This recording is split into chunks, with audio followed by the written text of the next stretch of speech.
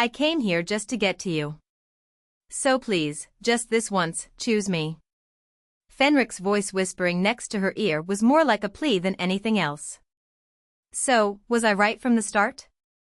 Did he really approach me while hiding everything? Like all the others did, just to tie me up?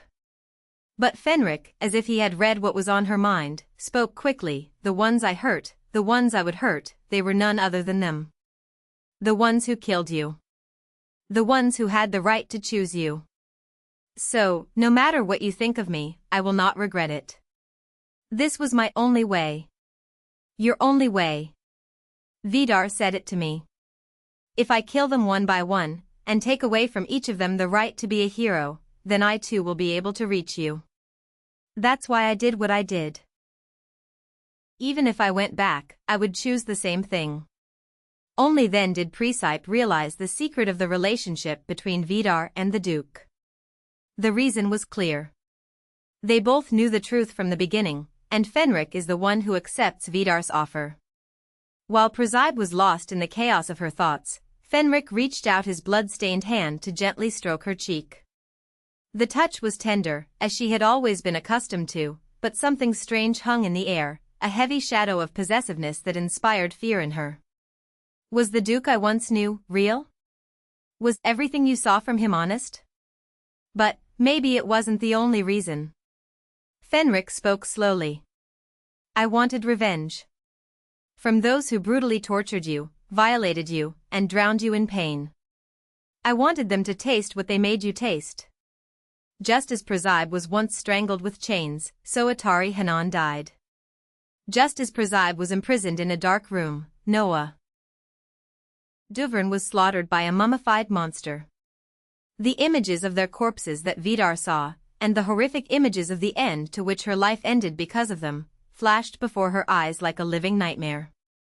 Fenric took her large white hand in his, then placed it on his chest where he had traced the smell of leaves.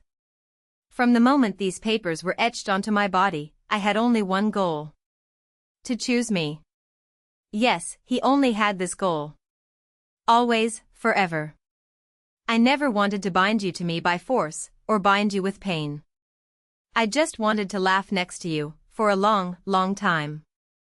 Not as a miserable, out-of-place princess, not as a prisoner in a false world, but just as Presepe.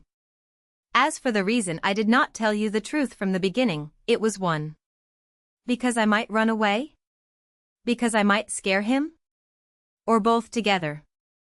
I just wanted your fear to go away. The words that followed did not occur to her. I wanted you to stop shaking in horror, and for you to stop suffering. You have suffered more than you can bear, and you have suffered enough. I may have ended up making you suffer exactly the opposite, but that is all I wanted. This is everything you wanted to know. Fenric gave a small, sad smile, like a mixture of sarcasm and bitterness. Does he regret it now? Because he didn't tell me the truth at the time? Would anything have changed if he had? I love you. He wiped every trace of a smile from his face, and looked at her with deep eyes as he added, even if I go back, I will do this madness again and again. Even if I have to beg you to love me. In his eyes, there was no trace of lying. Just like it always was. Even if Fenric had told her everything from the beginning, or hidden it from her as he did now, her feelings towards him would not have changed. He was the one who had been silently watching her the whole time, when she didn't even know he was there. He was the one who suffered for her when her soul was destroyed after repeated death and humiliation. He was the one who planned carefully, step by step, and sacrificed his life to finally save her.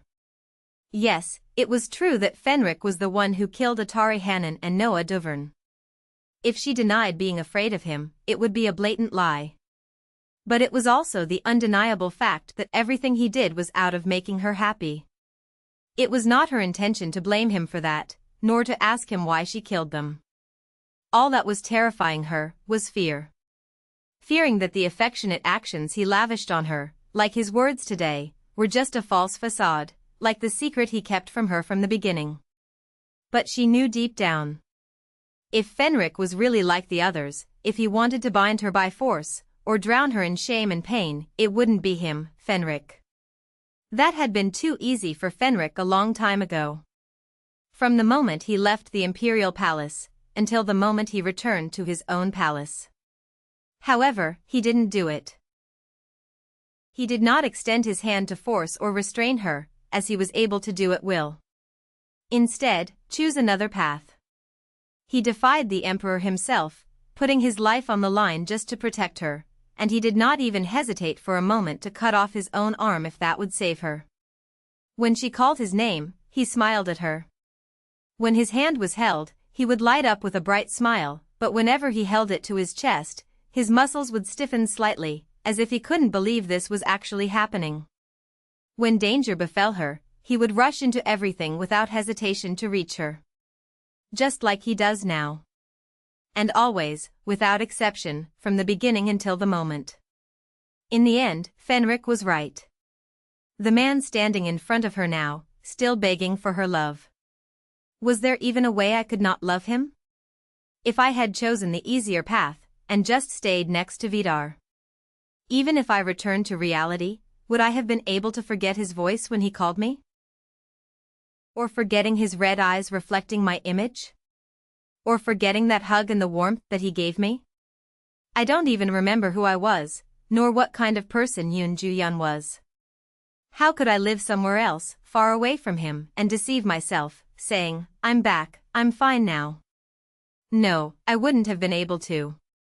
I thought that everything in this world was just presets that went on as they were, but you, Duke Fenric, you were the only one truly alive and breathing. At first, I was afraid. I didn't understand what was happening. But little by little, you became my solace.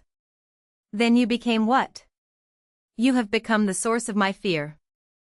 Fenric paused, surprised by the sincerity of her words. I was afraid I would make crazy choices I shouldn't have even thought about. Maybe that's why she trembled with anxiety every time. Because she was afraid that she would forget her original goal, and simply choose to stay by his side forever. But I don't remember anything at all. I don't even know who Juyeon was. Nor what kind of person she was. What if this place, where you are, is my reality? She knew that such thinking was foolish and naive, yet her irresponsible feelings always tied her feet. Fenric's fingertips trembled as he stared at her. Really strange. He had begged her many times, but he had never dared to hope that she would abandon her original purpose. He knows that she lived thousands of times for her. But her words now, they were suggesting something different. Duke Fenric, she couldn't finish.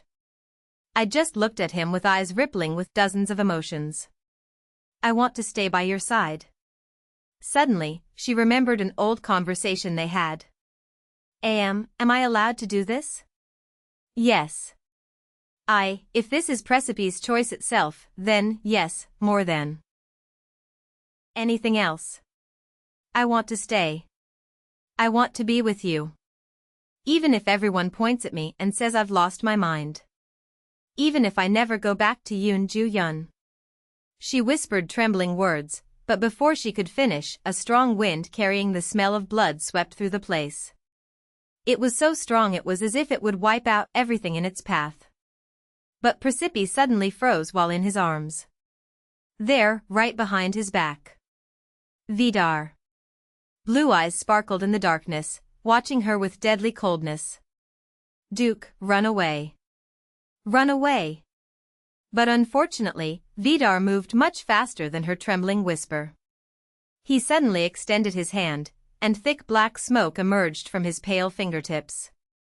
The black clouds flew straight towards them without any hesitation, and Presepe had no choice but to jump in front of Fenric, determined to protect him, and closed her eyes tightly, waiting for the pain. But nothing happened. She opened her eyes quickly, to discover the truth. Vidar did not attack her or Fenric. Book of Memories. She saw the book rolling on the ground, stained with monster blood, before being consumed by fierce flames. She also saw Vidar's face, his cold eyes staring directly at her.